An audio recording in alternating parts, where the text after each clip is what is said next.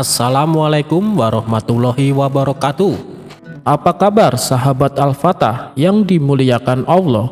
Semoga kita dalam keadaan sehat, dilimpahkan rezekinya dan diberikan keberkahan dunia dan akhirat. Amin ya robbal alamin.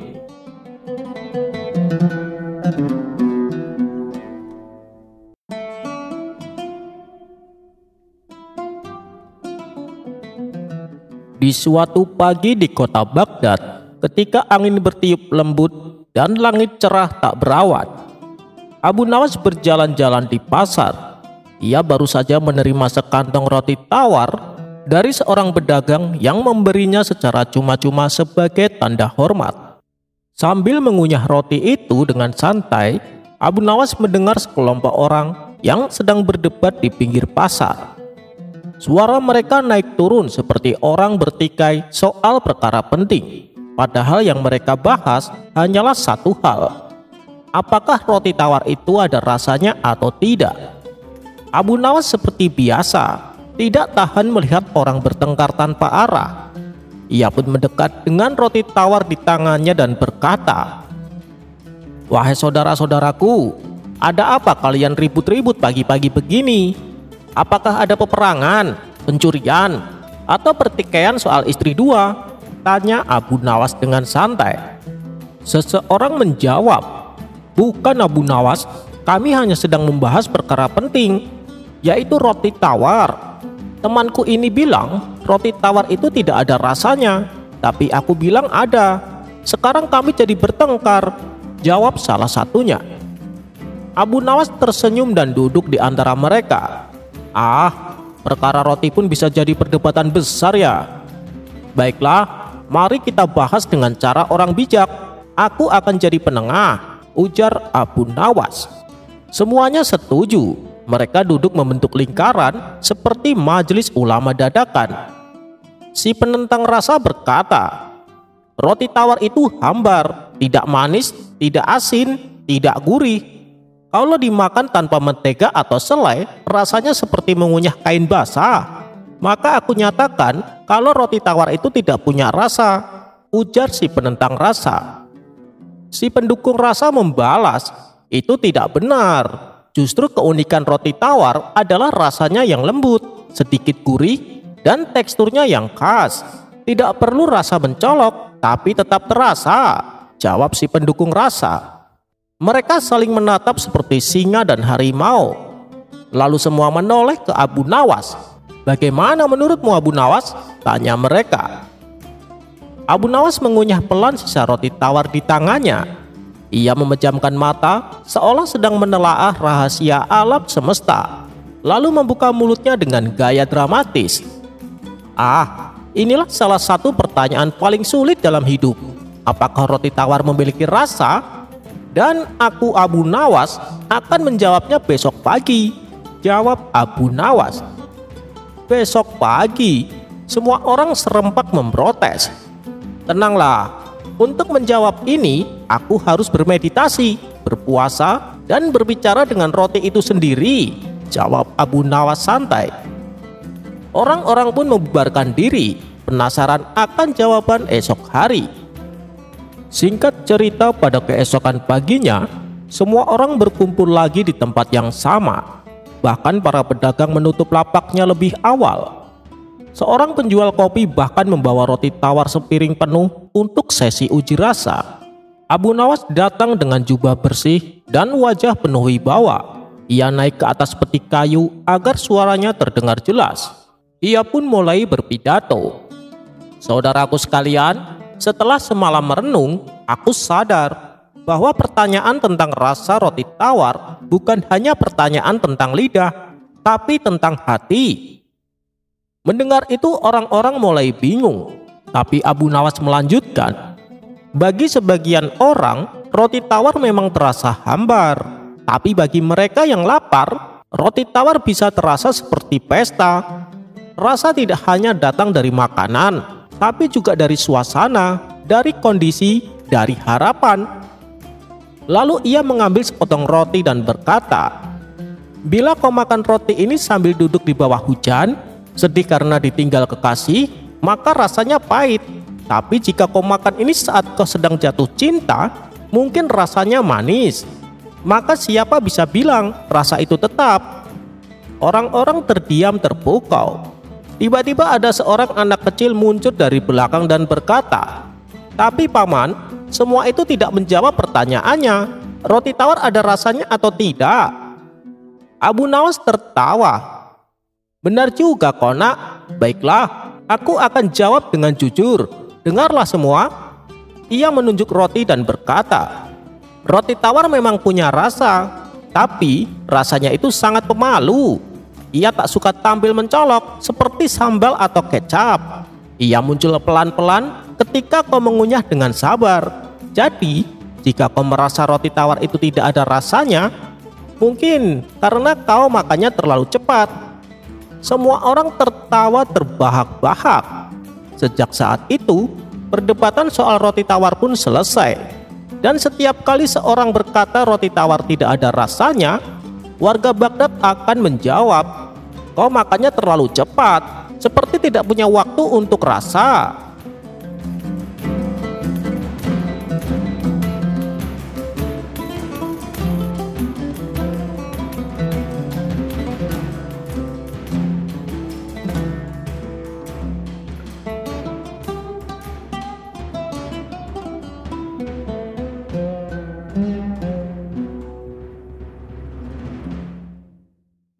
Abu Nawas cerdas sekali, bisa memberi solusi atas kesusahan Baginda Raja. Berawal suatu malam, Raja tidak bisa tidur. Matanya belum bisa diajak istirahat. Maklum saja, pikirannya sedang tidak tenang. Gara-garanya, seorang pemuda membawa masalah pelik pada siang hari sebelumnya. Masalahnya muncul ketika siang itu seorang pemuda datang ke kota Baghdad menghadap Baginda Raja. Raja yang adil, arif dan bijaksana. Ketika Raja sedang duduk di balairung bersama beberapa orang menteri. "Hei anak muda, engkau berasal dari mana?" tanya Baginda kepada pemuda tersebut. "Ya tuanku Syah Alam," jawab sang pemuda. "Ampun beribu ampun, adapun hamba ini berasal dari negeri Kopiah." "Apa maksudmu datang kemari? Ingin berdagang?" tanya Baginda Raja lagi. "Ya tuanku, hamba datang kemari ingin mengadukan nasib hamba," jawab si saudagar. "Katakan maksudmu supaya bisa kudengar," perintah Baginda Raja. Saudagar kaya ini bercerita telah bertahun-tahun berumah tangga namun tidak kunjung punya momongan. Allah Subhanahu wa Ta'ala belum menakdirkan dirinya memiliki anak. Maka ia berkata kepada istrinya untuk bernazar kepada Allah Subhanahu wa Ta'ala. Jika diberi anak laki-laki, akan memotong kambing yang besar dan lebar tanduknya sejengkal. Kemudian dagingnya disedekahkan kepada fakir miskin. Keinginan itu ternyata dikabulkan Allah Subhanahu wa Ta'ala. Istrinya pun hamil dan melahirkan bayi laki-laki yang sehat walafiat. Kemudian sang saudagar menyuruh beberapa orang untuk mencari kambing besar yang bertanduk selebar jengkal.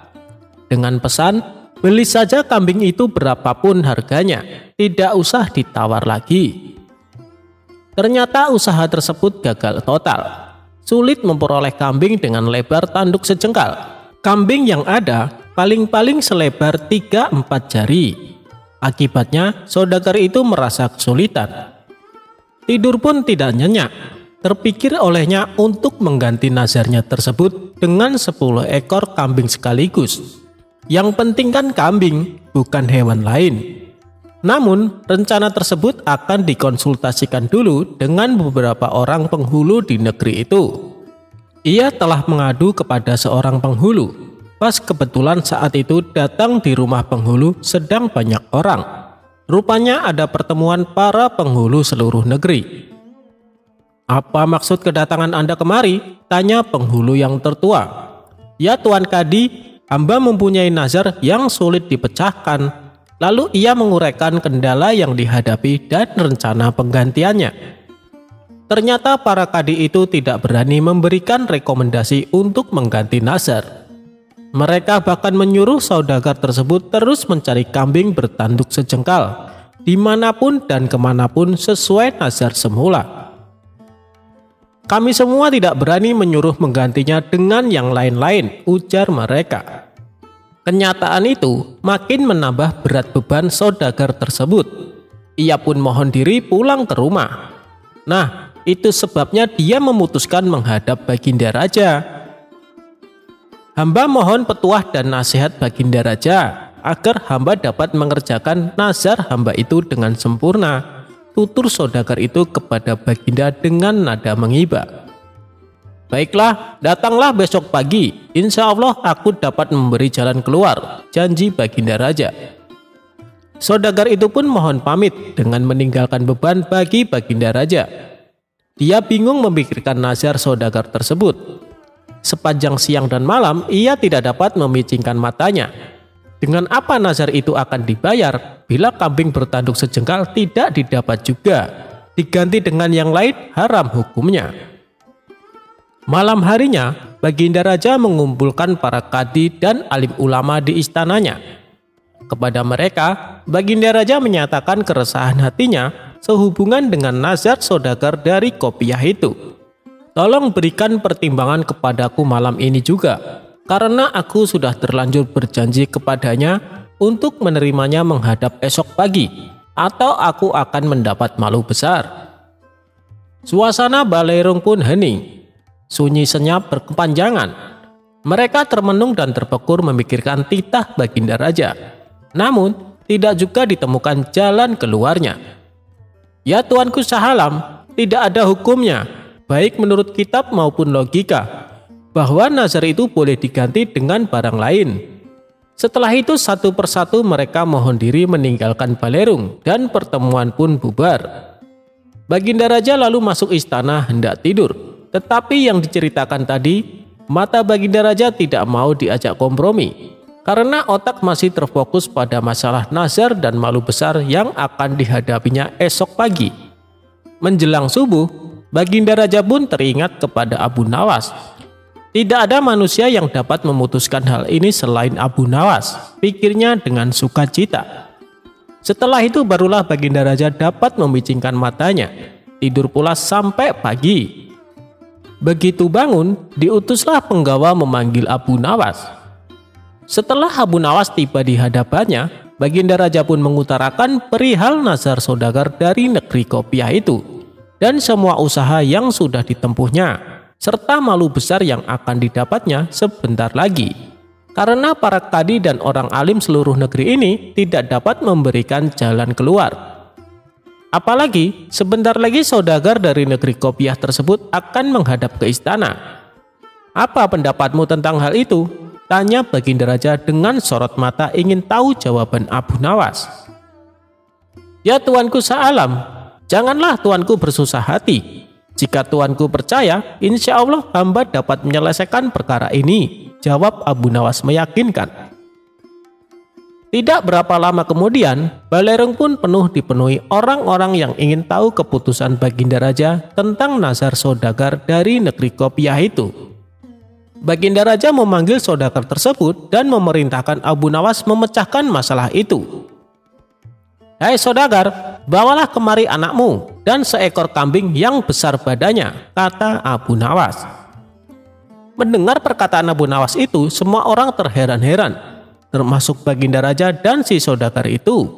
Apa maksud Abu Nawas kali ini? Pikir mereka. Si saudagar itu menyatakan kesediaannya membawa anak dan seekor kambing yang paling besar, serta mohon pamit pulang ke negeri Qopiah. Baginda Raja masuk ke istana, melanjutkan tidurnya, dan pertemuan pagi itu pun bubar. Sesuai janjinya, saudagar itu pun datang kembali ke Baghdad beberapa hari kemudian. Ia membawa istri, anak, dan seekor kambing, langsung menghadap Baginda Raja di istana. Datang juga engkau kemari, hai saudagar. Tunggulah sebentar, aku akan kumpulkan penghulu dan rakyat. Kemudian Baginda Raja memerintahkan memanggil Abu Nawas. Sementara Abu Nawas ketika mengetahui dijemput ke istana, ia pura-pura sakit. Baginda Raja yang diberitahu hal itu memaksa agar Abu Nawas dibawa dengan kereta kerajaan. Maka berangkatlah Abu Nawas ke istana dengan mengendarai kereta kencana yang ditarik 2 ekor kuda. "Mengapa kau terlambat datang kemari?" tanya Baginda Raja. "Ya tuanku, hamba terlambat datang karena hamba sakit kaki," jawab Abu Nawas. "Hei Abu Nawas, saat ini telah datang kemari saudagar itu bersama istri, anak dan seekor kambing yang besar badannya. Coba selesaikan masalah ini dengan baik." "Baiklah, akan hamba selesaikan masalah ini." Bukan main senang hati Baginda Raja mendengar jawaban itu. Abu Nawas menarik kambing dan anak saudagar itu. Jari tangan kiri anak tersebut dijengkalkan ke tanduk kambing dan ternyata sama panjangnya. Baginda Raja dan seluruh yang hadir di balerung heran memikirkan ulah Abu Nawas. "Ya tuanku, hamba mohon ampun, jika hamba tidak salah ingat, saudagar itu mengatakan bahwa lebar tanduk kambing itu sejengkal. Karena yang dinazarkan anak ini, jari anak inilah yang hamba jengkalkan ke tanduk kambing itu, dan ternyata pas benar. Jadi kambing ini boleh disembelih untuk membayar nazar. Itulah pendapat hamba. Jika salah, hamba serahkan keputusannya kepada Baginda Raja dan semua orang yang hadir di sini." "Pendapat Abu Nawas aku kira benar," kata Baginda Raja dengan sangat meyakinkan. Bukan main senang hati saudagar itu karena dapat membayar lunas nazarnya, maka diberikanlah hadiah kepada Abu Nawas berupa uang 100 dirham. Kemudian ia mohon pamit kepada Baginda Raja dan pulang ke negerinya.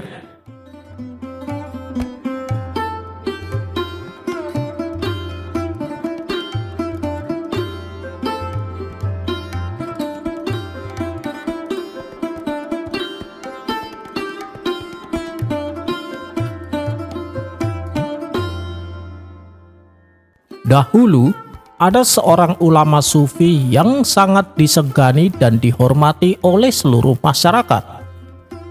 Ulama sufi tersebut bernama Syekh Jalaluddin Rumi. Suatu malam, Jalaluddin Rumi mengundang gurunya untuk datang ke rumah. Dengan senang hati gurunya pun menerima undangan tersebut. Maka berangkatlah ia ke rumah Jalaluddin Rumi. Setibanya di sana, sang guru langsung dipersilahkan masuk.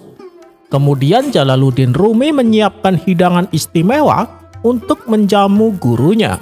Setelah semua hidangan telah siap disajikan di atas meja, tiba-tiba gurunya berkata, "Apakah kau bisa menyediakan minuman arak untukku?" Tentu saja Jalaluddin Rumi kaget mendengarnya. "Memangnya guru juga minum?" tanyanya. "Iya," jawab gurunya. "Maaf guru, saya tidak mengetahui hal ini," balas Jalaluddin Rumi. "Nah, sekarang kau sudah tahu, maka sediakanlah," ujar gurunya. "Tapi guru, waktu sudah larut malam, dari mana aku bisa mendapatkan arak?" tanya Jalaluddin Rumi. "Perintahkanlah salah satu pembantumu untuk membelinya," jawab gurunya. "Wahai guru, kalau aku menyuruh pembantuku, dia akan mengira aku suka minum arak. Kehormatanku akan hilang di hadapannya, dan aku akan dicap sebagai orang munafik," balas Jalaluddin Rumi. "Kalau begitu, kau sendiri pergilah keluar untuk membeli minuman arak," kata gurunya menyarankan. "Wahai guru, seluruh kota mengenalku sebagai orang yang terhormat, bahkan mereka memuliakanku. Bagaimana mungkin aku keluar membeli arak?" balasnya. "Kalau kau memang muridku, kau harus menyediakan apa yang aku inginkan. Tanpa minuman arak, aku tidak akan memakan hidanganmu, dan aku tidak akan mengajakmu bicara," ujar gurunya. Karena kecintaan pada gurunya, akhirnya Jalaluddin Rumi menuruti permintaannya. Kemudian ia mengenakan jubah panjang untuk menyembunyikan botol arak yang akan dibelinya. Maka pergilah ia ke pemukiman kaum Nasrani. Sebelum sampai ke pemukiman tersebut, tidak ada satu orang pun yang berpikir macam-macam terhadapnya. Tapi begitu ia masuk ke pemukiman kaum Nasrani, beberapa warga menjadi terkejut, dan akhirnya mereka mengikutinya dari belakang. Keterkejutan mereka semakin bertambah, manakala mereka melihat Jalaluddin Rumi memasuki sebuah kedai penjual arak.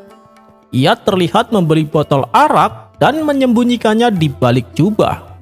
Ia pun kemudian bergegas pergi. Setelah kejadian itu, ia diikuti terus oleh orang-orang yang jumlahnya bertambah banyak. Hingga sampailah ia di depan masjid tempat ia menjadi imam bagi masyarakat kota. Tiba-tiba salah seorang yang mengikutinya berteriak dengan suara lantang, "Wahai para penduduk kota, Syekh Jalaluddin Rumi yang setiap hari jadi imam sholat kalian baru saja pergi ke perkampungan Nasrani dan membeli minuman arak." Orang itu berteriak demikian sambil menyikap jubah yang dikenakan oleh Jalaluddin Rumi. Maka terlihat botol minuman arak yang disembunyikan di balik jubahnya. "Lihatlah botol yang dipegangnya. Itu adalah botol minuman arak. Orang yang mengaku ahli ibadah ini ternyata gemar mabuk-mabukan," teriaknya kembali. Para warga yang menyaksikan itu menjadi marah besar kepadanya. Mereka merasa dibohongi dengan perilaku Jalaluddin Rumi yang dianggap berpenampilan sok alim. Akibatnya masing-masing warga bergantian meludahi muka Jalaluddin Rumi. Bahkan ada yang sampai memukulnya. Melihat Jalaluddin Rumi yang hanya terdiam, orang-orang semakin yakin bahwa selama ini mereka telah ditipu oleh kebohongan Jalaluddin Rumi tentang zuhud dan takwa yang diajarkannya. Di saat itulah gurunya datang dan mencegah para warga yang memukuli Jalaluddin Rumi. "Berhenti kalian! Kalian orang-orang yang tidak tahu malu. Kalian telah menuduh seorang alim dan faqih dengan tuduhan minuman arak. Ketahuilah bahwa yang ada di botol itu adalah cuka untuk bahan masakan," kata gurunya. Namun salah satu warga masih mengelak dan bicara menantang. "Itu bukan cuka, itu arak. Aku lihat dengan mata kepalaku sendiri. Dia membelinya di pemukiman Nasrani," teriaknya. Kemudian, untuk meredam situasi yang semakin memanas, gurunya mengambil botol arak yang sedang dipegang oleh Jalaluddin Rumi. Lalu ia membuka tutup botol dan meneteskan isinya di setiap tangan para warga yang ada di situ. Ketika mereka mencicipinya, ternyata itu memang cuka. Melihat kenyataan ini, para warga pun menyesal dan merasa bersalah. Mereka lalu memukuli kepala mereka sendiri sebagai tanda penyesalan. Mereka juga bersimpuh di kaki Jalaluddin Rumi dan memohon maaf kepadanya. Hingga akhirnya satu persatu warga pelan-pelan pergi dari hadapannya. Setelah semuanya benar-benar telah pergi, Jalaluddin Rumi berkata kepada gurunya, "Wahai guru, kenapa minuman arak tersebut bisa berubah menjadi cuka?" Gurunya menjawab, "Sebelum aku datang ke rumahmu, aku terlebih dulu mendatangi kedai penjual arak. Lalu aku perintahkan kepada si penjual, apabila kau membeli arak, supaya dikasih botol berisi cuka." Kemudian Jalaluddin Rumi berkata, "Wahai guru, malam ini Anda membuatku terjerumus ke dalam masalah besar, sampai aku harus menodai kehormatanku dan mencemarkan nama baikku sendiri di depan umatku. Sebenarnya apa yang sedang Anda ajarkan kepadaku?" Kemudian gurunya menjawab, "Agar kau mengerti bahwa kehormatan umat dan wibawa yang kau banggakan ini hanyalah hayalan semata. Kau pikir penghormatan orang-orang adalah sesuatu yang abadi. Padahal kau lihat sendiri, hanya karena dugaan satu botol minuman saja, semua penghormatan orang itu langsung sirna. Mereka yang tadinya menghormatimu dan memuliakanmu, kini berbalik justru meludahimu, memukuli kepalamu, dan hampir saja membunuhmu. Inikah penghormatan yang selama ini kau bangga-banggakan dan perjuangkan, yang akhirnya akan lenyap hanya dalam sesaat? Maka mulai hari ini, berhentilah untuk mencari penghormatan dari sesama manusia, dan bersandarlah hanya kepada Allah semata." Setelah mendengar penuturan gurunya, Syekh Jalaluddin Rumi mendapatkan pelajaran yang sangat berharga. Wallahu a'lam bishawab.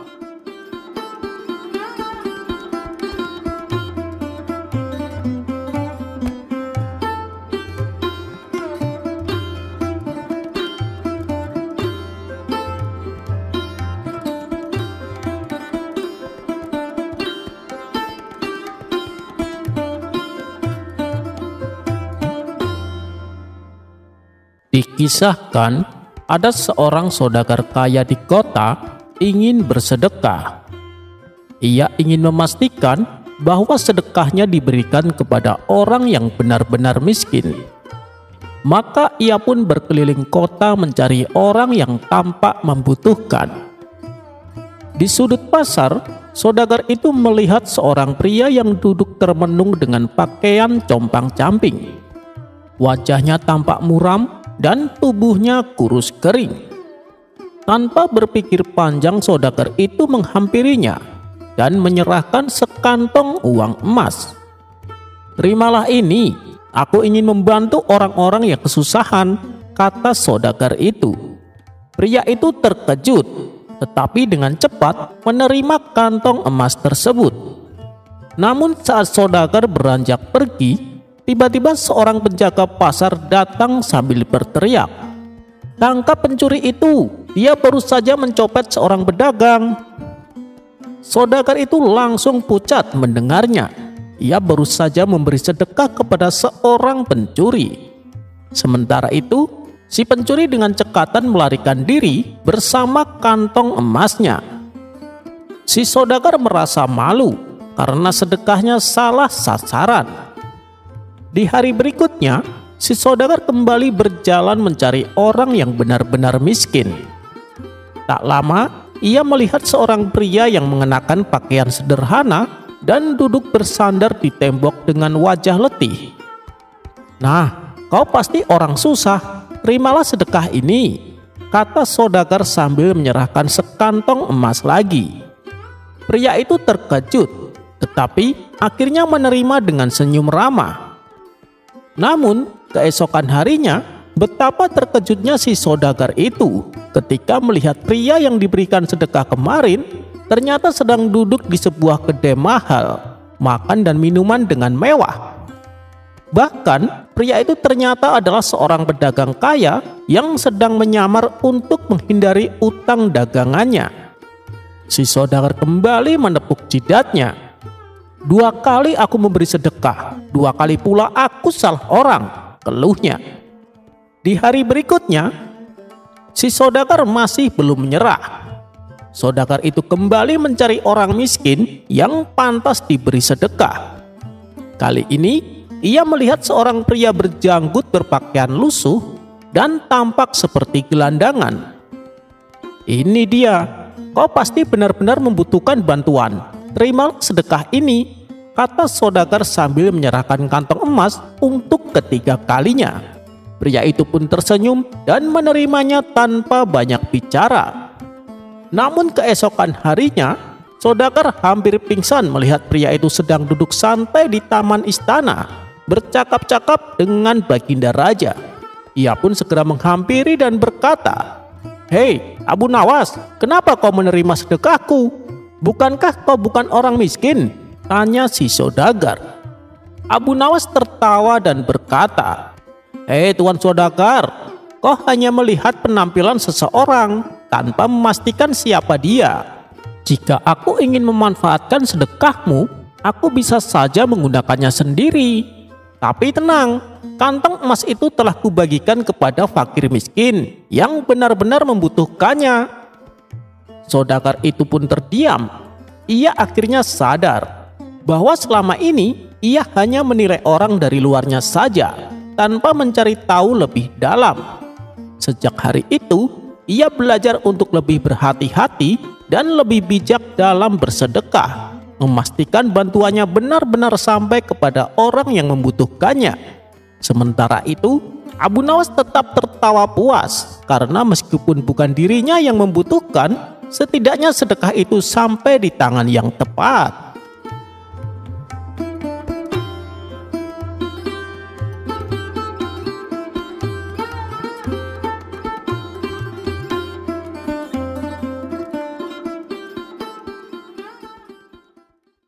Dikisahkan ada gerombolan perampok yang terkenal sangat sadis dan kejam.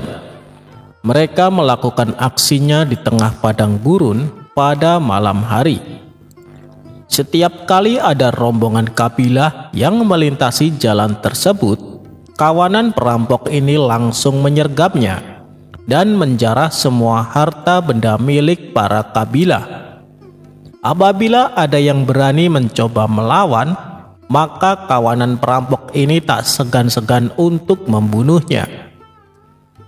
Pada suatu malam, mereka menyergap dan menjarah harta benda salah satu rombongan kabilah. Begitu berhasil mendapatkan harta benda yang lumayan banyak, kawanan perampok ini berencana untuk pulang. Tapi karena waktu sudah larut malam, belum lagi rasa kantuk dan capek yang mereka rasakan, akhirnya mereka memutuskan mencari tempat terdekat untuk istirahat. Setelah berjalan cukup lama, mereka pun melihat sebuah rumah sederhana yang jauh dari pemukiman penduduk. Pemilik rumah ini adalah keluarga yang rajin beribadah. Agar diizinkan untuk menginap, kawanan perampok tersebut menutupi identitasnya. Mereka mengaku sebagai mujahid fisabilillah, yaitu pasukan pejuang perang di jalan Allah.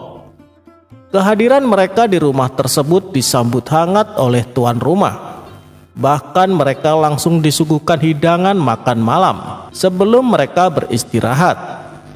Saat kawanan perampok ini selesai makan malam, mereka melihat ada bocah kecil terbaring di tempat tidurnya. "Apakah dia anakmu?" tanya salah satu dari mereka. "Benar tuan, dia anak saya. Dia menderita kelumpuhan pada kakinya. Kami sudah berusaha berobat ke sana kemari, tapi tak kunjung sembuh juga," jawab si tuan rumah. "Oh iya tuan, barangkali tuan sekalian mau menunaikan sholat malam. Akan saya antar ke tempat wudhu," kata si tuan rumah melanjutkan.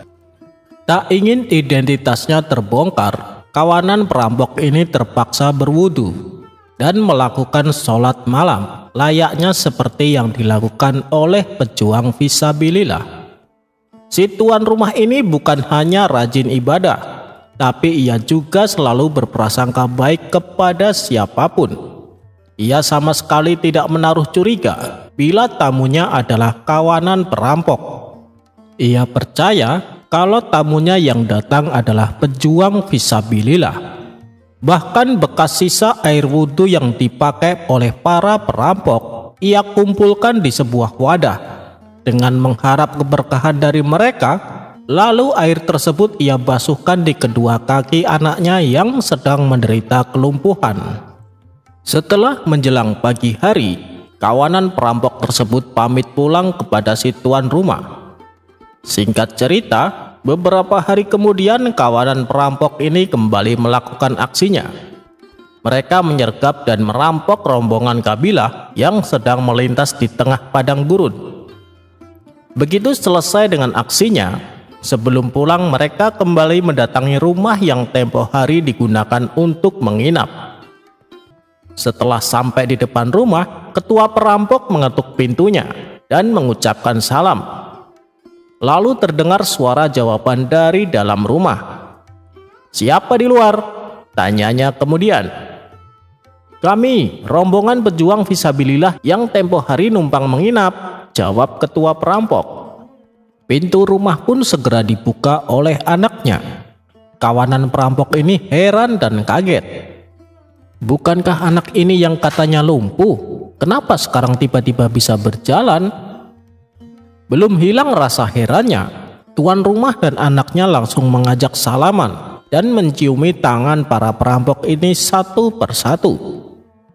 Ketua perampok kemudian bertanya kepada si tuan rumah, "Bukankah kaki anakmu lumpuh? Kenapa sekarang tiba-tiba bisa berjalan?" Dengan wajah tersenyum penuh hormat, si tuan rumah menjawab, "Ini semua berkat pertolongan Allah melalui keberkahan tuan-tuan semua. Tuan semua adalah pejuang fisabilillah. Tentunya tuan semua adalah orang-orang yang mulia. Air bekas wudhu yang dipakai tuan tempo hari, saya basuhkan di kedua kaki anak saya. Alhamdulillah, berkat pertolongan Allah melalui tuan-tuan semua, kaki anak saya sembuh total," kata si tuan rumah menjelaskan. Mendengar penuturan tuan rumah tersebut, para kawanan perampok ini bertambah kaget. Mereka pun langsung menangis dan terharu. "Maafkan kami, sebenarnya kami bukanlah pejuang fisabilillah. Kami perampok yang dikenal kejam dan sadis. Mulai saat ini kami akan bertobat. Kami akan tinggalkan semua perbuatan buruk kami," kata ketua perampok sambil menangis sesenggukan. Atas kejadian itu, mereka akhirnya menjadi pejuang perang fisabilillah sungguhan hingga ajal menjemput mereka. Sifat berprasangka baik yang diterapkan oleh si tuan rumah ini bukan hanya bermanfaat bagi dirinya, tapi juga bermanfaat bagi orang lain. Anaknya bisa sembuh dari kelumpuhan lantaran ia berprasangka baik kepada si perampok. Dan perampok tersebut menjadi bertobat karena sifat berprasangka baik yang selalu diterapkan oleh si tuan rumah. Kisah ini mengandung hikmah bahwa dengan selalu berprasangka baik bukan hanya bermanfaat atau menguntungkan bagi diri kita sendiri, akan tetapi juga bermanfaat bagi orang lain.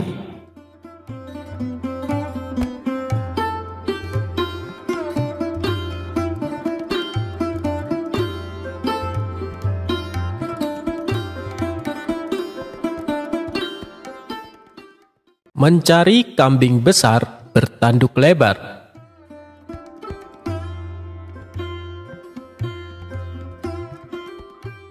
Abu Nawas cerdas sekali, bisa memberi solusi atas kesusahan Baginda Raja.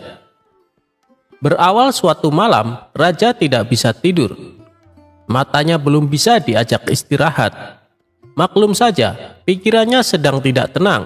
Gara-garanya, seorang pemuda membawa masalah pelik pada siang hari sebelumnya. Masalahnya muncul ketika siang itu seorang pemuda datang ke kota Baghdad menghadap Baginda Raja, raja yang adil, arif dan bijaksana. Ketika raja sedang duduk di balairung bersama beberapa orang menteri. "Hei anak muda, engkau berasal dari mana?" tanya Baginda kepada pemuda tersebut. "Ya tuanku Syah Alam," jawab sang pemuda. "Ampun beribu ampun, adapun hamba ini berasal dari negeri Kopiah." "Apa maksudmu datang kemari? Ingin berdagang?" tanya Baginda Raja lagi. "Ya tuanku, hamba datang kemari ingin mengadukan nasib hamba," jawab si saudagar. "Katakan maksudmu supaya bisa kudengar," perintah Baginda Raja. Saudagar kaya ini bercerita telah bertahun-tahun berumah tangga namun tidak kunjung punya momongan. Allah Subhanahu wa Ta'ala belum menakdirkan dirinya memiliki anak. Maka ia berkata kepada istrinya untuk bernazar kepada Allah Subhanahu wa Ta'ala. Jika diberi anak laki-laki, akan memotong kambing yang besar dan lebar tanduknya sejengkal.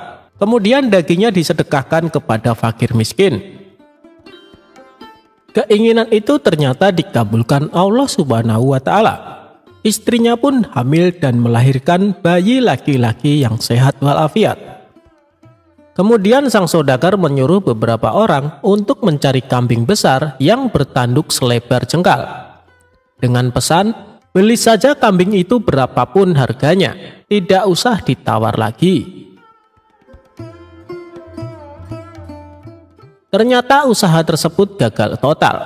Sulit memperoleh kambing dengan lebar tanduk sejengkal. Kambing yang ada paling-paling selebar 3-4 jari. Akibatnya, saudagar itu merasa kesulitan. Tidur pun tidak nyenyak. Terpikir olehnya untuk mengganti nazarnya tersebut dengan 10 ekor kambing sekaligus. Yang penting kan kambing, bukan hewan lain. Namun, rencana tersebut akan dikonsultasikan dulu dengan beberapa orang penghulu di negeri itu.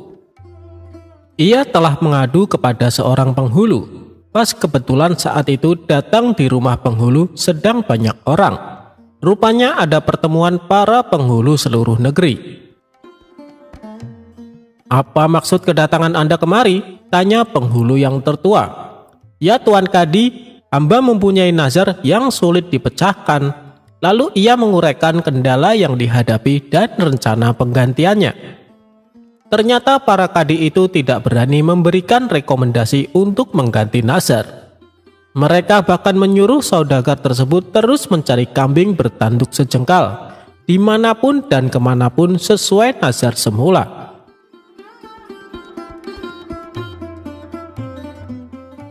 Kami semua tidak berani menyuruh menggantinya dengan yang lain-lain, ujar mereka. Kenyataan itu makin menambah berat beban saudagar tersebut. Ia pun mohon diri pulang ke rumah. Nah, itu sebabnya dia memutuskan menghadap Baginda Raja. Hamba mohon petuah dan nasihat Baginda Raja agar hamba dapat mengerjakan nazar hamba itu dengan sempurna, tutur saudagar itu kepada Baginda dengan nada menghibah. Baiklah, datanglah besok pagi. Insya Allah aku dapat memberi jalan keluar, janji Baginda Raja. Saudagar itu pun mohon pamit dengan meninggalkan beban bagi Baginda Raja. Dia bingung memikirkan nazar saudagar tersebut. Sepanjang siang dan malam ia tidak dapat memicingkan matanya. Dengan apa nazar itu akan dibayar bila kambing bertanduk sejengkal tidak didapat juga? Diganti dengan yang lain haram hukumnya. Malam harinya, Baginda Raja mengumpulkan para kadi dan alim ulama di istananya. Kepada mereka, Baginda Raja menyatakan keresahan hatinya sehubungan dengan nazar saudagar dari Qopiah itu. Tolong berikan pertimbangan kepadaku malam ini juga, karena aku sudah terlanjur berjanji kepadanya untuk menerimanya menghadap esok pagi, atau aku akan mendapat malu besar. Suasana Balerung pun hening, sunyi senyap berkepanjangan. Mereka termenung dan terpekur memikirkan titah Baginda Raja. Namun, tidak juga ditemukan jalan keluarnya. Ya Tuanku Sahalam, tidak ada hukumnya, baik menurut kitab maupun logika, bahwa nazar itu boleh diganti dengan barang lain. Setelah itu satu persatu mereka mohon diri meninggalkan Balerung dan pertemuan pun bubar. Baginda Raja lalu masuk istana hendak tidur, tetapi yang diceritakan tadi, mata Baginda Raja tidak mau diajak kompromi. Karena otak masih terfokus pada masalah nazar dan malu besar yang akan dihadapinya esok pagi. Menjelang subuh, Baginda Raja pun teringat kepada Abu Nawas. Tidak ada manusia yang dapat memutuskan hal ini selain Abu Nawas, pikirnya dengan sukacita. Setelah itu barulah Baginda Raja dapat memicingkan matanya, tidur pula sampai pagi. Begitu bangun, diutuslah penggawa memanggil Abu Nawas. Setelah Abu Nawas tiba di hadapannya, Baginda Raja pun mengutarakan perihal nazar saudagar dari negeri Qopiah itu, dan semua usaha yang sudah ditempuhnya, serta malu besar yang akan didapatnya sebentar lagi. Karena para kadi dan orang alim seluruh negeri ini tidak dapat memberikan jalan keluar. Apalagi sebentar lagi saudagar dari negeri Qopiah tersebut akan menghadap ke istana. Apa pendapatmu tentang hal itu? Tanya Baginda Raja dengan sorot mata ingin tahu jawaban Abu Nawas. Ya Tuanku Sahalam, janganlah Tuanku bersusah hati. Jika Tuanku percaya, insya Allah hamba dapat menyelesaikan perkara ini, jawab Abu Nawas meyakinkan. Tidak berapa lama kemudian, Balerung pun dipenuhi orang-orang yang ingin tahu keputusan Baginda Raja tentang nazar saudagar dari negeri Qopiah itu. Baginda Raja memanggil saudagar tersebut dan memerintahkan Abu Nawas memecahkan masalah itu. Hai saudagar, bawalah kemari anakmu dan seekor kambing yang besar badannya, kata Abu Nawas. Mendengar perkataan Abu Nawas itu, semua orang terheran-heran, termasuk Baginda Raja dan si saudagar itu. Apa maksud Abu Nawas kali ini? Pikir mereka. Si saudagar itu menyatakan kesediaannya membawa anak dan seekor kambing yang paling besar, serta mohon pamit pulang ke negeri Qopiah. Baginda Raja masuk ke istana, melanjutkan tidurnya, dan pertemuan pagi itu pun bubar. Sesuai janjinya, saudagar itu pun datang kembali ke Baghdad beberapa hari kemudian. Ia membawa istri, anak, dan seekor kambing, langsung menghadap Baginda Raja di istana. Datang juga engkau kemari, hai saudagar. Tunggulah sebentar, aku akan kumpulkan penghulu dan rakyat. Kemudian Baginda Raja memerintahkan memanggil Abu Nawas. Sementara Abu Nawas ketika mengetahui dijemput ke istana, ia pura-pura sakit. Baginda Raja yang diberitahu hal itu memaksa agar Abu Nawas dibawa dengan kereta kerajaan. Maka berangkatlah Abu Nawas ke istana dengan mengendarai kereta kencana yang ditarik 2 ekor kuda. "Mengapa kau terlambat datang kemari?" tanya Baginda Raja. "Ya tuanku, hamba terlambat datang karena hamba sakit kaki," jawab Abu Nawas. "Hei Abu Nawas, saat ini telah datang kemari saudagar itu bersama istri, anak dan seekor kambing yang besar badannya. Coba selesaikan masalah ini dengan baik." "Baiklah, akan hamba selesaikan masalah ini." Bukan main senang hati Baginda Raja mendengar jawaban itu. Abu Nawas menarik kambing dan anak saudagar itu.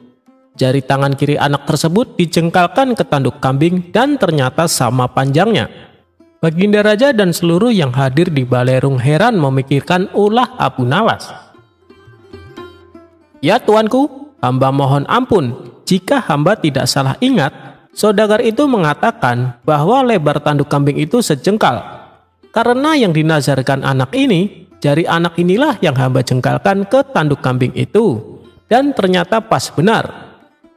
Jadi kambing ini boleh disembelih untuk membayar nazar. Itulah pendapat hamba. Jika salah, hamba serahkan keputusannya kepada Baginda Raja dan semua orang yang hadir di sini." "Pendapat Abu Nawas aku kira benar," kata Baginda Raja dengan sangat meyakinkan.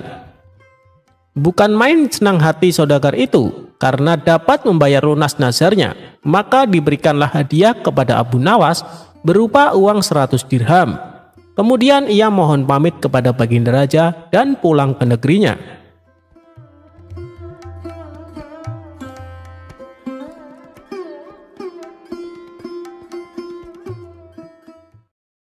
Abu Nawas tangkap harimau berjenggot. Suatu ketika, Baginda Raja terlihat sangat marah kepada Abu Nawas yang telah berkali-kali mempermainkan dirinya dengan cara-cara yang sangat kurang ajar. Tak main-main, bahkan kali ini Baginda Raja ingin membunuh Abu Nawas jika gagal dalam melaksanakan perintahnya. "Hei Abu Nawas, sekarang juga kamu harus mempersembahkan kepadaku seekor harimau berjenggot. Jika gagal, aku akan membunuh engkau," tegas Baginda Raja. "Ya tuanku Paduka, semua perintah Paduka akan hamba laksanakan. Namun untuk yang satu ini, hamba mohon waktu 8 hari, jawab Abu Nawas. Setelah percakapan itu, Abu Nawas pulang ke rumahnya. Sepertinya ia sudah menangkap gelagat bahwa kali ini Baginda Raja memang sangat marah kepadanya. Baginda Raja rupanya sedang mencari akal agar dapat mencelakakan Abu Nawas. "Jadi aku juga harus berhati-hati," pikir Abu Nawas dalam perjalanan. Setibanya di rumah, Abu Nawas memanggil 4 orang tukang kayu dan disuruh untuk membuat kandang macan. Hanya dalam 3 hari kandang macan tersebut sudah jadi. Abu Nawas lalu berpesan kepada istrinya agar menjamu orang yang berjenggot apabila datang ke rumah. "Istriku, jika nanti engkau mendengar aku mengetuk pintu, suruh dia masuk ke dalam kandang itu," kata Abu Nawas sambil menunjuk kandang macan itu. "Baik suamiku," jawab istrinya. Ia kemudian bergegas pergi menuju musola dan membawa sajadah. "Hei Abu Nawas, tumben sholat di sini?" tanya imam dan penghulu musola itu. "Sebenarnya saya mau menceritakan hal ini kepada orang lain, tapi kalau tidak kepada tuan penghulu, kepada siapa lagi saya mengadu?" jawab Abu Nawas. "Tadi malam saya ribut dengan istri saya, itu sebabnya saya tidak mau pulang ke rumah." Abu Nawas melanjutkan ceritanya. Pucuk dicinta, ulam pun tiba. Kubiarkan Abu Nawas tidur di sini, dan aku pergi ke rumah Abu Nawas menemui istrinya. Sudah lama aku menaruh hati kepada perempuan cantik itu, pikir penghulu itu yang duduk di depan Abu Nawas. Abu Nawas, bolehkah aku menyelesaikan perselisihan dengan istrimu itu? Tanya sang penghulu. Silahkan, hamba sangat berterima kasih atas kebaikan hati Tuan, jawab Abu Nawas. Tak menunggu waktu lama, penghulu itu pergi ke rumah Abu Nawas dengan hati berbunga-bunga dan dengan wajah berseri-seri. Setelah sampai, ia mengetuk pintu rumah Abu Nawas. Begitu pintu terbuka, ia langsung menghampiri istri Abu Nawas dan diajak untuk bersanding. Hei Adinda, apa gunanya punya suami jahat dan melarat? Lagi pula Abu Nawas tak karuan. Lebih baik kamu jadi istriku. Kamu dapat hidup senang dan tidak kekurangan sesuatu apapun, kata penghulu itu. Baiklah jika keinginan Tuan demikian, jawab istri Abu Nawas. Tak berapa lama kemudian, terdengar pintu rumah Abu Nawas diketuk oleh seseorang. Ketukan itu membuat penghulu kaget dan kebingungan kemana ia harus bersembunyi. Tuan, silakan bersembunyi di dalam kandang itu, kata istri Abu Nawas sambil menunjuk kandang yang terletak di dalam kamar Abu Nawas. Tanpa pikir panjang lagi, penghulu itu masuk ke kandang itu dan menutupnya dari dalam. Sedangkan istri Abu Nawas segera membukakan pintu sambil menengok ke kanan dan kiri. Abu Nawas lalu masuk ke rumah. Hei istriku, apa yang ada di dalam kandang itu? Tanya Abu Nawas. Tidak ada apa-apa, jawab istrinya. Apa putih-putih itu? Tanya Abu Nawas dengan penasaran. Lalu melihat penghulu itu gemetaran karena malu dan ketakutan. Setelah 8 hari, Abu Nawas memanggil 8 kuli untuk memikul kandang itu ke istana. Para warga ternyata sudah geger, ingin melihat harimau berjenggot. Karena seumur hidupnya, mereka tidak pernah melihat harimau berjenggot. Jangankan melihat, mendengar harimau berjenggot pun belum pernah. Mereka terheran-heran akan kehebatan Abu Nawas yang telah memiliki seekor harimau berjenggot. Tetapi begitu melihat penghulu di dalam kandang itu, mereka tidak bisa bilang apa-apa. Selain mengiringi kandang itu sampai ke istana, hingga menjadi arak-arakan panjang, si penghulu menjadi sangat malu. Tak lama kemudian, sampailah iring-iringan itu ke dalam istana.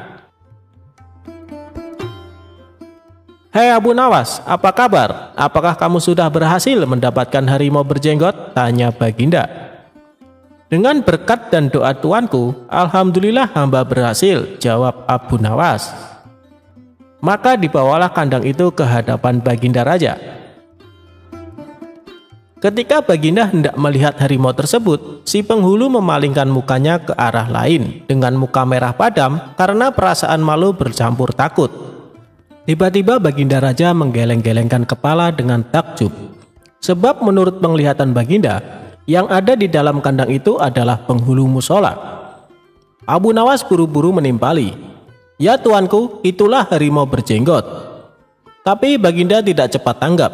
Ia termenung sesaat karena penghulu dikatakan harimau berjenggot. Tiba-tiba Baginda bergoyang ke kiri dan ke kanan seperti orang berdoa. Penghulu, kata Baginda.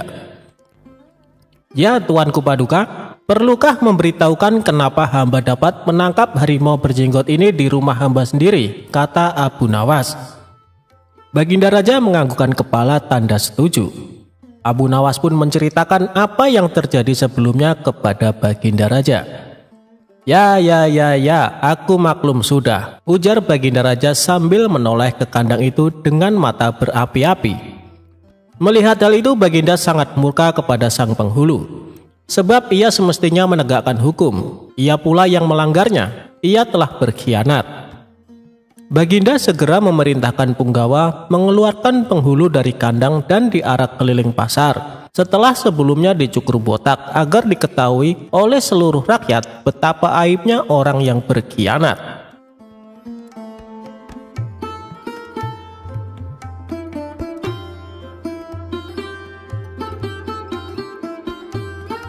Bagi Abu Nawas, tidak perlu menjadi pintar untuk mendapatkan uang.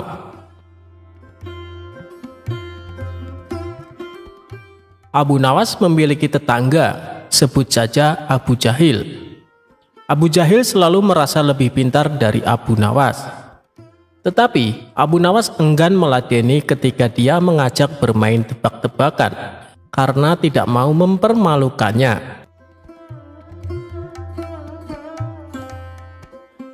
Suatu ketika, Abu Jahil tengah nongkrong di warung bersama beberapa orang. Dengan sesumbar Abu Jahil mengatakan bahwa Abu Nawas takut ketika diajak tebak-tebakan.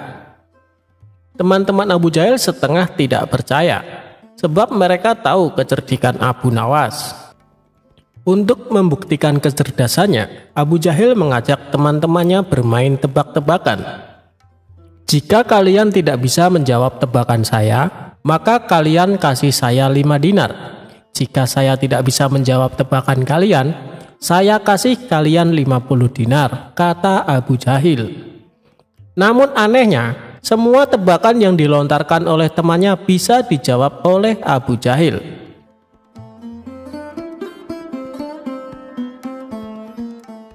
Tak lama kemudian, Abu Nawas datang. Seketika Abu Jahil menantangnya, tetapi Abu Nawas cuek saja dan duduk agak jauh sambil memesan segelas teh. Tuh kan, Abu Nawas takut meladenin saya karena dia takut kalah. Mungkin kecerdasannya sudah berkurang, kata Abu Jahil. Mendengar ucapan Abu Jahil, Abu Nawas merasa dilecehkan. Akhirnya, Abu Nawas mendekati Abu Jahil dan menerima tantangannya. Orang-orang yang ada di warung merasa akan ada tontonan gratis, dan mereka mengerumuni keduanya. Apa tantanganmu, wahai Abu Jahil? Kata Abu Nawas. Kita akan adu kecerdikan dengan bermain tebak-tebakan. Kali ini kamu pasti kalah, kata Abu Jahil. Lantas seperti apa peraturannya, wahai Abu Jahil? Tanya Abu Nawas. Jika kamu tidak bisa menjawab tebakan saya, maka kasih saya 5 dinar. Jika saya tidak bisa menjawab tebakanmu, saya kasih kamu 50 dinar, kata Abu Jahil. Akhirnya Abu Nawas menyetujui aturannya.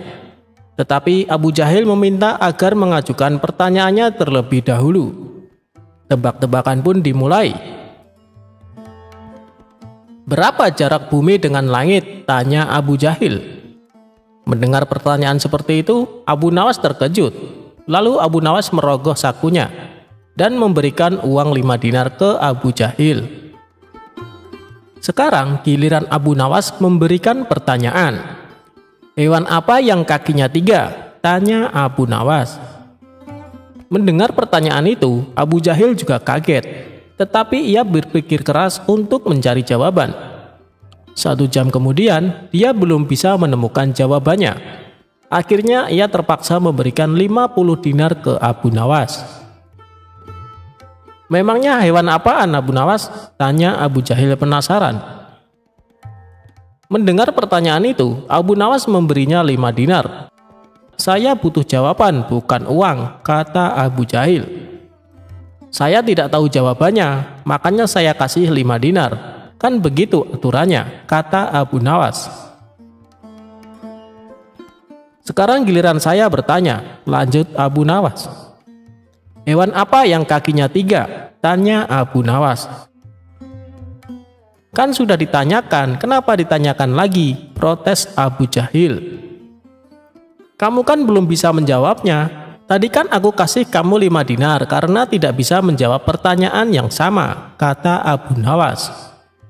Untuk itu, terpaksa Abu Jahil memberikan 50 dinar lagi untuk Abu Nawas. Tebak-tebakan pun berakhir dengan Abu Jahil pergi dengan wajah malu dan kesal, sementara Abu Nawas tertawa cekekekan. Dalam permainan itu, Abu Nawas untung 90 dinar dengan bermodal pertanyaan hewan berkaki 3.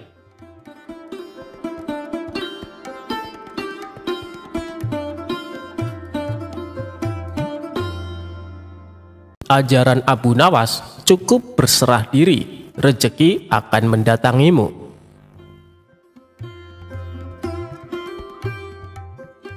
Suatu hari, Baginda Raja mengundang sejumlah ulama untuk berkumpul di istana. Tentu saja termasuk Abu Nawas.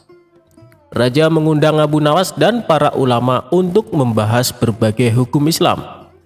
Dengan begitu, raja tetap bisa menimba ilmu tanpa harus meninggalkan kediamannya. Ulama fikih menyampaikan keilmuan seputar halal haram dalam hukum agama Islam. Ulama tauhid menyampaikan keilmuannya seputar keesaan Allah Subhanahu wa Ta'ala beserta kekuasaannya yang meliputi alam semesta. Begitu juga dengan ulama lainnya. Setelah masing-masing ulama menyampaikan ilmu sesuai bidangnya, tibalah giliran Abu Nawas. Dikarenakan bingung harus menyampaikan apa, Abu Nawas pun berkata, "Ampun Paduka yang mulia, apa yang ingin Paduka dengar dari hamba? Hamba rasa para ulama ini sudah menyampaikan semuanya." "Kalau menurutmu demikian, baiklah, berarti sekarang waktunya tanya jawab," ucap Baginda Raja. "Abu Nawas, apa yang kau ketahui mengenai rezeki?" tanya Baginda Raja. "Kita semua pasti meyakini bahwa rezeki datang dari Allah Subhanahu wa Ta'ala. Sebagaimana dalam firman-Nya, tidak ada suatu binatang melata pun di bumi melainkan Allah lah yang memberi rezekinya," jelas Abu Nawas. "Rezeki itu bisa datang dari mana saja Paduka. Kita sebagai manusia cukup bertawakal dengan benar. Niscaya rezeki akan datang kepada kita. Lakukan yang menjadi bagianmu. Selanjutnya biarlah Allah yang mengurus lainnya." Ini berdasarkan hadis Nabi yang berbunyi, "Andai kalian bertawakal kepada Allah sebenar-benar tawakal, niscaya Allah akan memberikan rezeki kepada kalian sebagaimana Dia memberikan rezeki kepada burung yang pergi dalam keadaan lapar, lalu pulang dalam keadaan kenyang," papar Abu Nawas. Ternyata pandangan Abu Nawas mengenai rezeki tidak sama dengan para ulama yang hadir. "Wahai Abu Nawas, seandainya seekor burung tidak keluar dari sangkarnya, bagaimana mungkin ia akan mendapatkan rezeki?" tanya salah satu ulama. "Untuk mendapatkan rezeki dibutuhkan usaha dan kerja keras Abu Nawas. Rezeki itu tidak datang sendiri, melainkan harus dicari dan didapatkan melalui sebuah usaha," timpal ulama yang lain. Tapi Abu Nawas bersikukuh dengan pendapatnya, sehingga terjadilah sedikit perdebatan di antara mereka. Tidak ingin debat berkepanjangan, Abu Nawas lalu berkata, "Begini saja, besok kita berkumpul lagi di sini dan buktikan pendapat kalian di hadapan Paduka Raja." Para ulama itu pun sepakat dengan tawaran Abu Nawas tersebut. Abu Nawas dan para ulama kemudian pamit kepada Baginda Raja meninggalkan istana. Setelah berpamitan kepada Baginda Raja, Abu Nawas pun segera pulang ke rumahnya, sebab ia harus mengajar murid-muridnya. Sementara para ulama tersebut sibuk mencari cara untuk membuktikan pendapat mereka. Sampai pada akhirnya saat berjalan pulang menyusuri sebuah desa, para ulama melihat penduduk setempat sedang panen buah kurma. Kemudian terbesitlah niatnya untuk membantu warga tersebut. Setelah selesai dengan pekerjaannya, para ulama ini mendapat imbalan beberapa ikat buah kurma dari warga setempat. Mereka senang bukan main. Para ulama itu senang bukan karena mendapatkan kurma, tetapi memiliki alasan untuk menyampaikan kepada Abu Nawas dan Baginda Raja bahwa pendapat mereka soal rezeki adalah benar. "Kita mendapatkan buah kurma karena berusaha dan bekerja, sedangkan Abu Nawas hanya diam di rumah. Mana mungkin dia mendapatkan kurma? Ini menunjukkan bahwa rezeki bisa didapat bila mencarinya dan bekerja. Jadi pendapat kita sudah benar. Besok kita bawa ini sebagai buktinya. Kita tunjukkan kepada Abu Nawas dan Baginda Raja," kata salah satu ulama kepada kawannya. Maka pada keesokan harinya para ulama ini datang ke istana. Sesampainya di sana, ternyata sudah ada Abu Nawas duduk di hadapan Baginda Raja. Melihat para ulama sudah datang, Baginda Raja segera menyambutnya. "Kemarilah, silakan duduk tuan-tuan," sambut Baginda Raja. Mereka lalu duduk bersebelahan dengan Abu Nawas. Salah satu ulama kemudian berkata, "Ampun Paduka yang mulia, Sesuai dengan janji kami membawakan bukti atas pendapat kami. Kami rasa pendapat Abu Nawas kurang tepat. Justru pendapat kamilah yang lebih tepat." Mendengar hal itu, Baginda Raja pun bertanya, "Bukti apa yang kalian bawa?" Para ulama ini segera menunjukkan beberapa ikat buah kurma dan meletakkannya di hadapan Abu Nawas dan Baginda Raja. "Buah kurma ini kami dapatkan karena kemarin kami bekerja membantu warga panen kurma. Jadi mengenai pendapat Abu Nawas yang mengatakan seseorang cukup bertawakal dengan benar nanti rezeki akan datang sendiri, kami rasa pendapat tersebut kurang tepat, Paduka. Pendapat kamilah yang lebih tepat, karena rezeki itu harus dicari. Seandainya kami tidak bekerja membantu warga, kurma ini tentu tidak akan sampai di tangan kami. Sedangkan Abu Nawas kemarin hanya berdiam diri di rumah. Apakah Abu Nawas mendapat kurma seperti kami? Tentu saja tidak, Paduka. Karena kemarin Abu Nawas tidak bekerja," kata ulama menjelaskan. "Yang kalian katakan itu benar sekali. Aku sependapat dengan kalian," sahut Baginda Raja. Mendengar itu, Abu Nawas hanya tersenyum serta mengambil kurma dan mencicipinya. Kemudian ia berkata, "Kemarin aku memang hanya di rumah seharian, karena aku harus mengerjakan tugasku sebagai guru, yaitu mengajar murid-muridku. Hari ini saat kalian bercerita tentang kurma, tiba-tiba saja saya jadi kepingin. Alhamdulillah kalian datang bukan hanya membawa ceritanya, tapi juga buah kurmanya untukku. Bukankah ini juga bagian dari rezeki yang datang tanpa sebab, seperti yang hamba ucapkan dulu, Paduka? Cukup dengan tawakal yang benar kepada Allah, niscaya Allah akan memberikan rezeki. Lakukanlah yang menjadi tugasmu, selanjutnya biarlah Allah yang mengurus lainnya.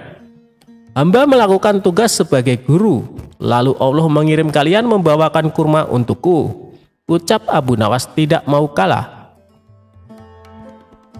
Mendengar penjelasan Abu Nawas, para ulama pun langsung tertawa satu sama lain. "Kamu memang cerdik, Abu Nawas," puji Baginda Raja. Sementara para ulama ini meskipun berbeda pendapat tidak saling menyalahkan dan membenarkan pendapatnya sendiri. Begitulah indahnya Islam, saling menghormati meskipun berbeda pendapat.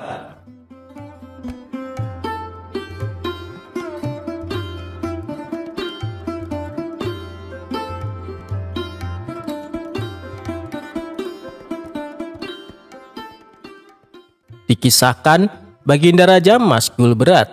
Konon, penyebabnya sudah 7 bulan Abu Nawas tidak menghadap ke istana. Akibatnya, suasana Balerung jadi lengang, sunyi senyap. Sejak dilarang datang ke istana, Abu Nawas memang benar-benar tidak pernah muncul di istana. "Mungkin Abu Nawas marah padaku," pikir Baginda Raja. Maka diutuslah seorang punggawa ke rumah Abu Nawas. Sesampainya di rumah Abu Nawas, "Tuan Abu, Tuan disuruh ke istana menemui Baginda Raja, perintah utusan raja." "Tolong sampaikan kepada Baginda Raja, aku sakit, hendak bersalin," jawab Abu Nawas. Lalu kepada punggawa yang datang ke rumahnya, Abu Nawas menyampaikan pesan untuk Baginda Raja. "Aku sedang menunggu dukun beranak untuk mengeluarkan bayiku ini," kata Abu Nawas sambil mengelus-elus perutnya yang buncit. Tak lama kemudian, punggawa itu menyampaikan pesannya kepada Baginda Raja. "Ajaib benar," kata Baginda Raja dalam hati setelah mendengar laporan punggawa setianya.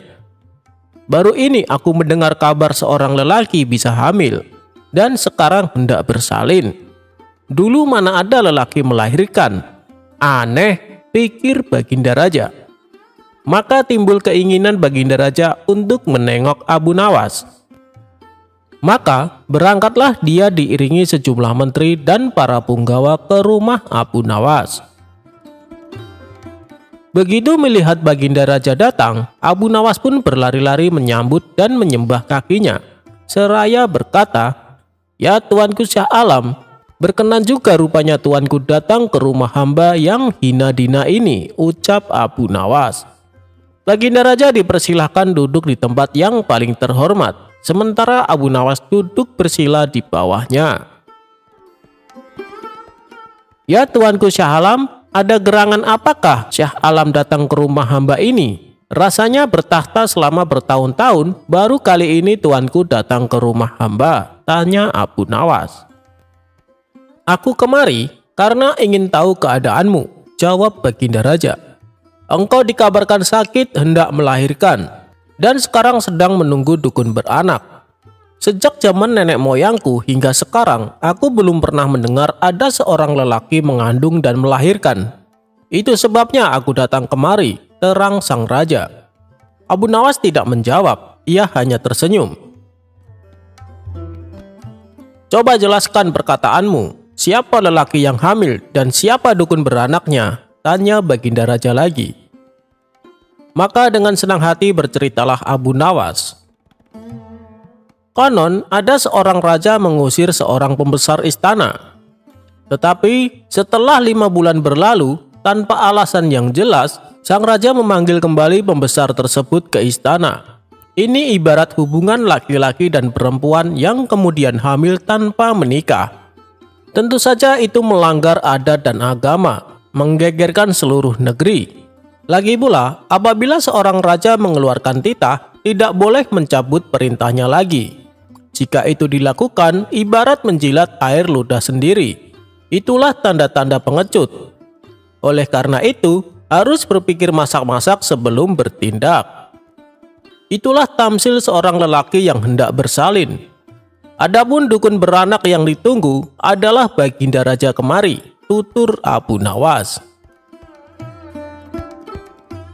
Dengan kedatangan Baginda kemari, berarti hamba sudah melahirkan. Yang dimaksud dengan bersalin adalah hilangnya rasa sakit atau takut hamba kepada Baginda, ucap Abu Nawas.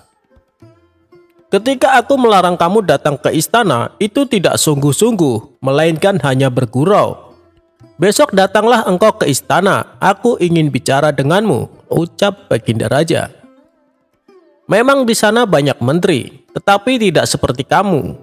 Lagi pula, selama engkau tidak hadir di istana, selama itu pula hilanglah cahaya balerungku," ucap Baginda Raja lagi. "Segala titah Baginda patik junjung tinggi tuanku," sembah Abu Nawas dengan takzim. Tetapi Baginda Raja cuma geleng-geleng kepala. Dan tidak berapa lama kemudian Baginda Raja pun kembali ke istana dengan perasaan heran bercampur geli.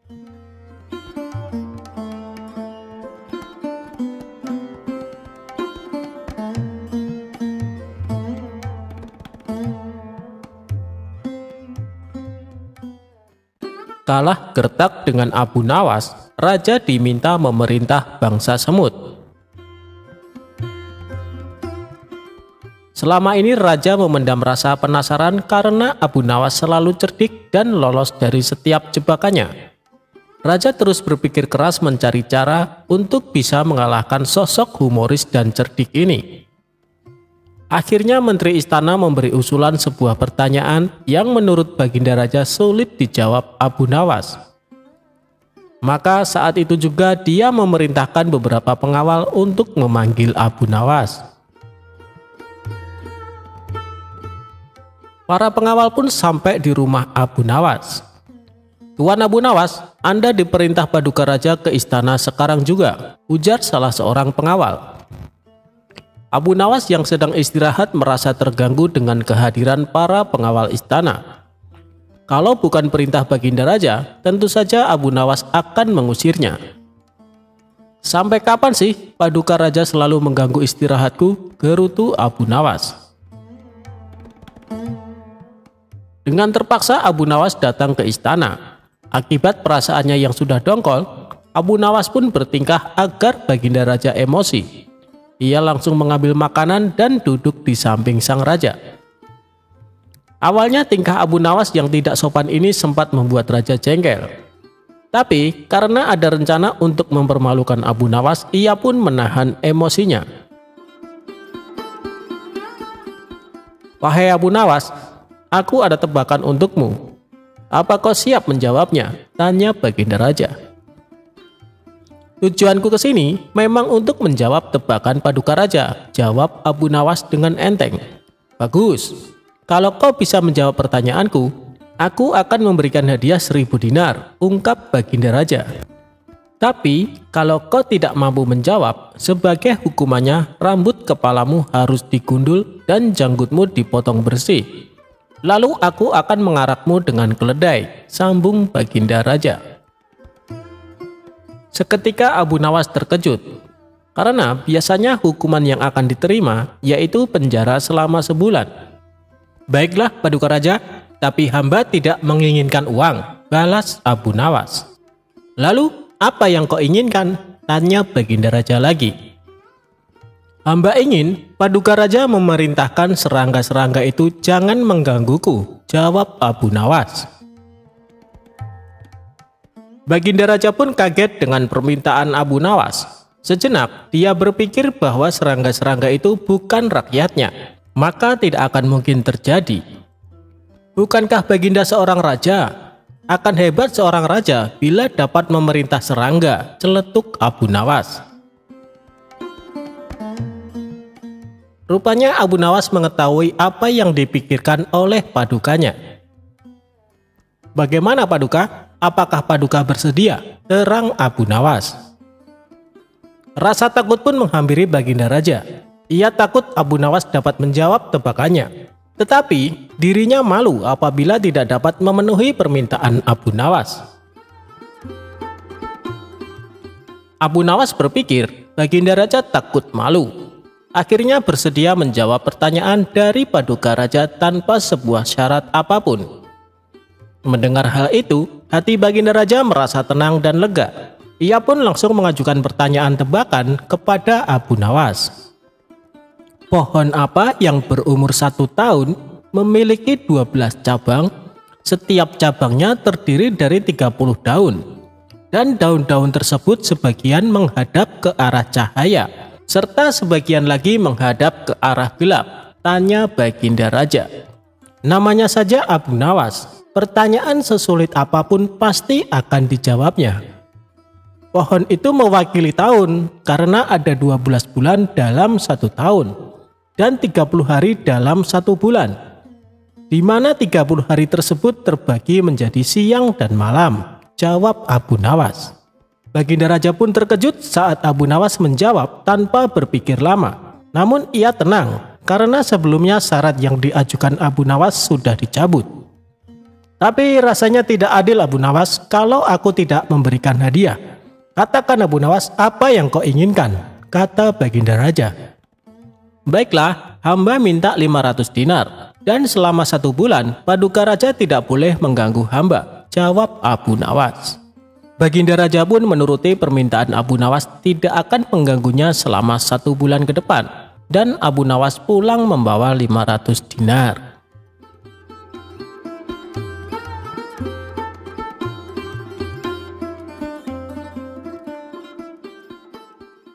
Abu Jahal pukuli para sufi supaya berubah jadi emas.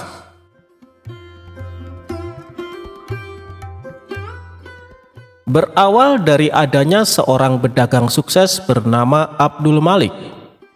Ia dikenal sebagai orang baik dari negeri Khurasan. Kekayaannya yang berlimpah selalu dimanfaatkan untuk bersedekah. Abdul Malik kerap mengundang orang-orang miskin untuk makan bersama di rumahnya.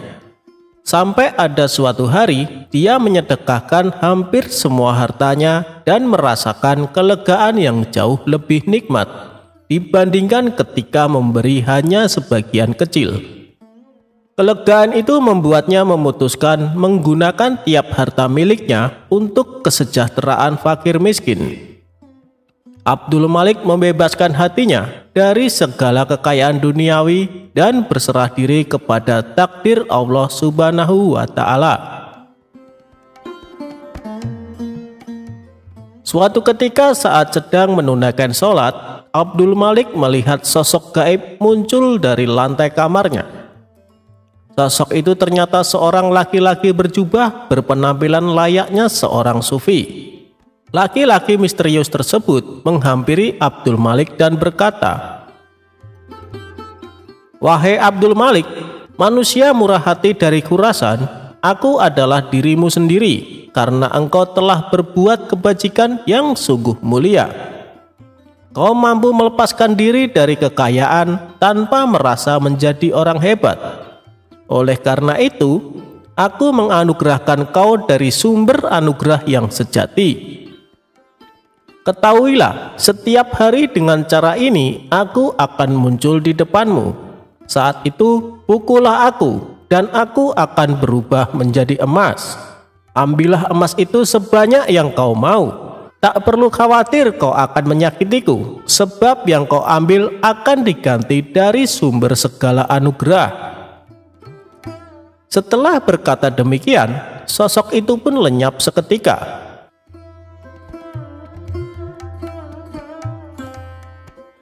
Keesokan harinya, Abdul Malik kedatangan tamu seorang kawan bernama Abu Jahal.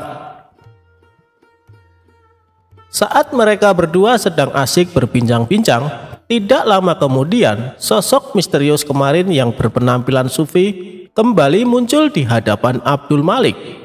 Abdul Malik pun segera memukulnya dengan tongkat.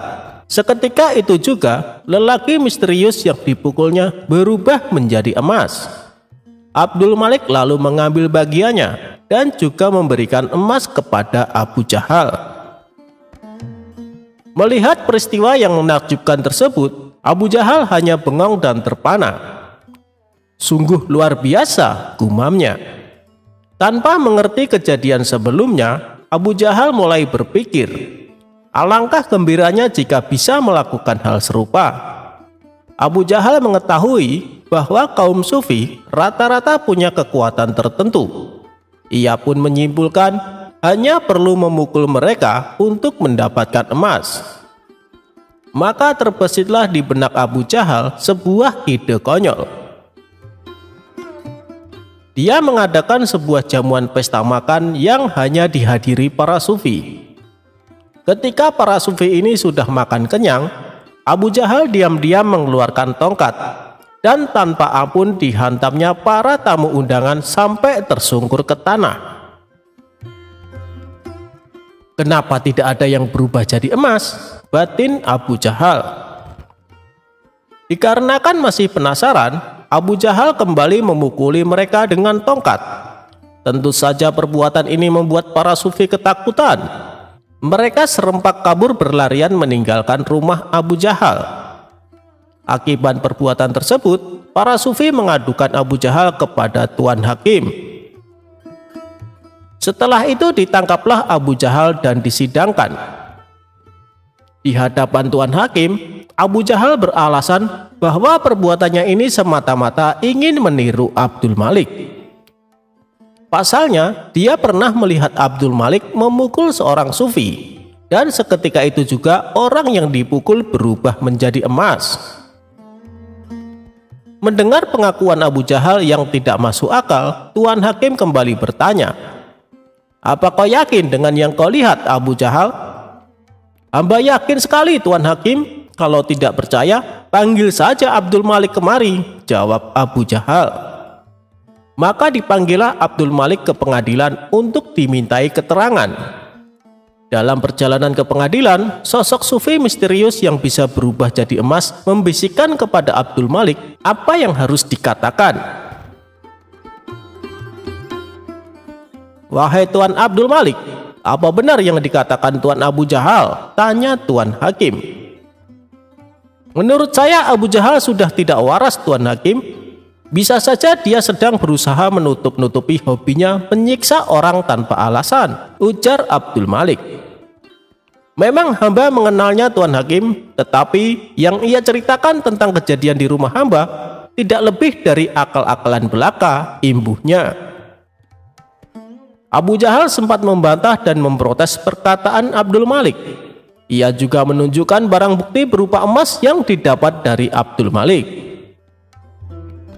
Abu Jahal, Abdul Malik itu saudagar kaya, tentu punya banyak emas," balas Tuan Hakim.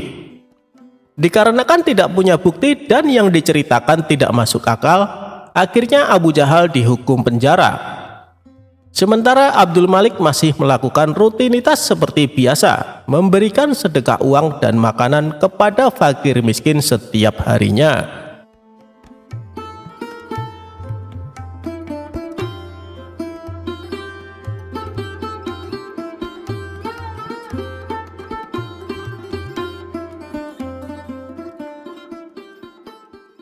Berkat satu butir kurma, santri Abu Nawas menang sayembara.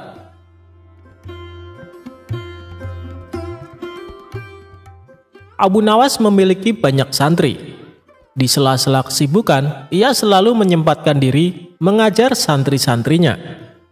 Setiap hari ba'da sholat asar, para santri berangkat menuju rumah Abu Nawas dengan antusias. Ada seorang santri bernama Ahmad. Ia pendiam namun pintar.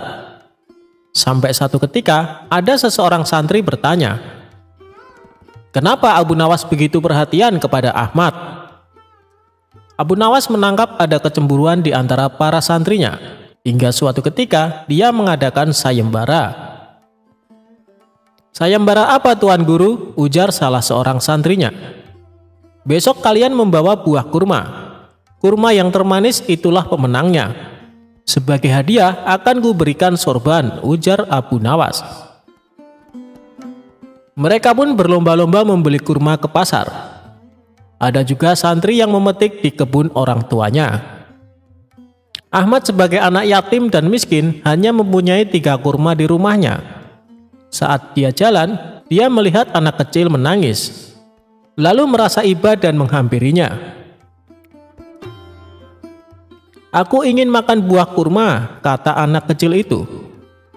Ahmad memberi 1 butir kurma kepada anak kecil itu. Di tangannya tersisa 2 butir kurma lagi. Namun di perjalanan dirinya bertemu Abu Nawas yang menyamar sebagai seorang pengemis yang lapar. "Aku lapar, berikanlah aku makanan," ujar pengemis itu. "Aku hanya ada 2 butir kurma, kek," kata Ahmad. "Berikanlah saya 1 butir dan satunya lagi untukmu," ujar pengemis tersebut. Ahmad pun memberikan 1 butir kurma. Ia lalu melanjutkan lagi perjalanannya. Sayangnya santri lain tidak ada yang memberikan kurma itu kala Abu Nawas menyamar sebagai pengemis di pinggir jalan. "Enak saja ingin kurma ini. Kurma ini aku beli dengan harga mahal tahu. Dan juga kurma ini untuk sayembara supaya aku memenangkannya," ujar salah seorang santri kepada kakek pengemis itu. Saat di rumah, Abu Nawas dan para santrinya memperlihatkan kurma-kurma terbaik yang dibawanya. "Ini adalah kurma terbaikku, pasti rasanya manis, dan akulah pemenangnya," ujar salah seorang santri. "Oh, belum tentu, pasti kurmakulah pemenangnya," ujar salah seorang santri menimpali lagi. Tiba-tiba Ahmad datang. Ia hanya membawa 1 kurma. Dirinya pun diejek. Ketika hendak membalikan badan untuk pulang, Ahmad dicegah oleh Abu Nawas. "Hei Ahmad, kesini. Jangan pulang dulu," tutur Abu Nawas. Abu Nawas pun bertanya, "Apakah mereka sudah membawa kurmanya?" "Sudah Guru," ujar mereka serempak. Santri-santri pun meletakkan kurma tersebut satu persatu termasuk Ahmad. Ketika pengumuman tiba, Abu Nawas mengatakan bahwa pemenangnya adalah Ahmad. Mereka pun banyak yang protes. Kurma jelek dan hanya 1 butir bisa menang. Nah, Abu Nawas pun menceritakan bahwa ia menyamar menjadi pengemis ketika mereka di perjalanan. Lalu santri yang memberikan sedekah kurma hanya Ahmad saja. "Memang buah milik kalian lebih bagus dan manis daripada milik Ahmad. Namun buah yang paling manis ialah kebajikan yang kita lakukan, terutama membantu orang yang kelaparan," ungkap Abu Nawas. Sekarang mereka paham kenapa Abu Nawas begitu memiliki perhatian lebih kepada Ahmad. Sebab Ahmad memiliki hati yang lapang untuk saling berbagi, meskipun dirinya sendiri sedang mengalami kesulitan.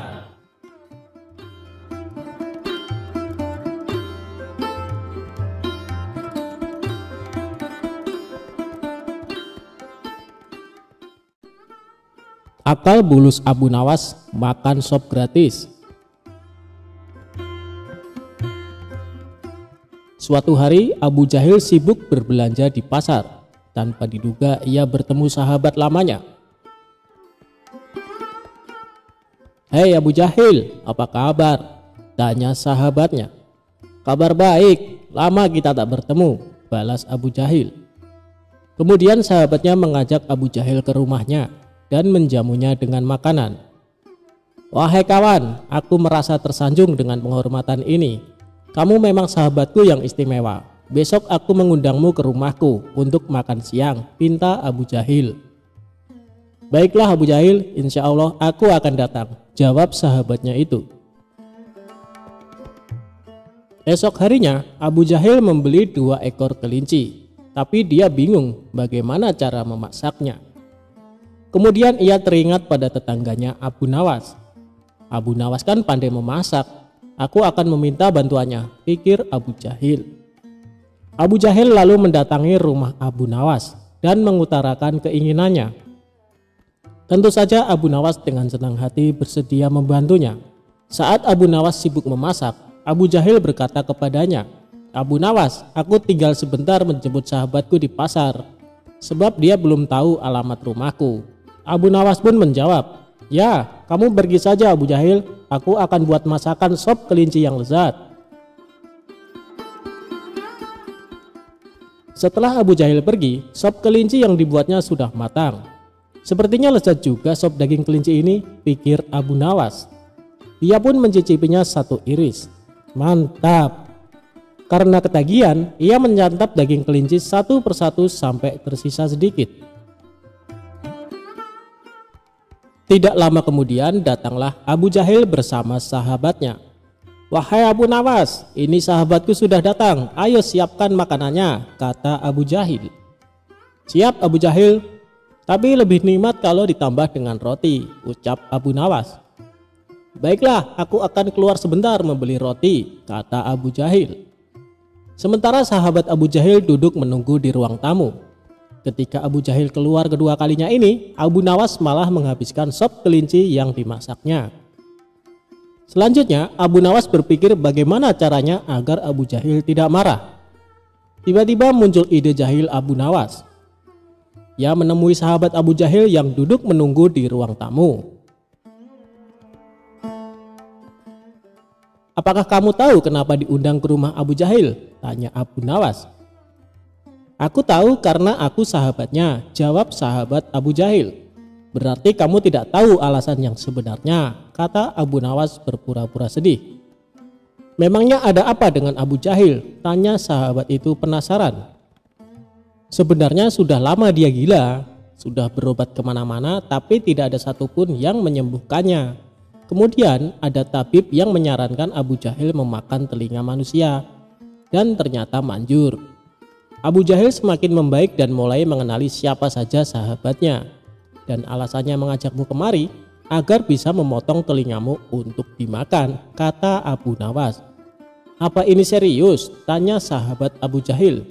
"Kalau tidak percaya, lihatlah ke dapur. Aku disuruh memasak sop tapi tidak ada dagingnya, karena dia menginginkan kedua telingamu," ujar Abu Nawas. Spontan sahabat Abu Jahil masuk ke dapur dan melihat sop yang dibuat Abu Nawas. "Ternyata benar, aku harus secepatnya pergi dari sini," pikir sahabat Abu Jahil. Ketika hendak pergi keluar, ia berpapasan dengan Abu Jahil tepat di depan pintu. "Maaf kawan, aku terlambat. Aku akan segera menyiapkan hidangannya," kata Abu Jahil. Kemudian Abu Jahil masuk ke dalam dan memberikan kepada Abu Nawas. "Mana sop kelincinya Abu Nawas?" tanya Abu Jahil.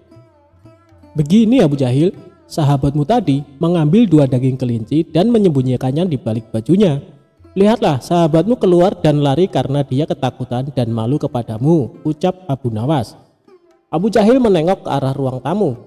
Benar saja, sahabatnya sudah pergi keluar. Abu Jahil pun berlari menyusul sahabatnya. "Hei kawan, ambillah satu saja dan berikan satu untukku," teriak Abu Jahil. "Kok gila ya, itu sama sekali tak mungkin ku berikan." Sahabatnya mengira Abu Jahil meminta telinganya. Ia pun ketakutan dan berlari tambah kencang.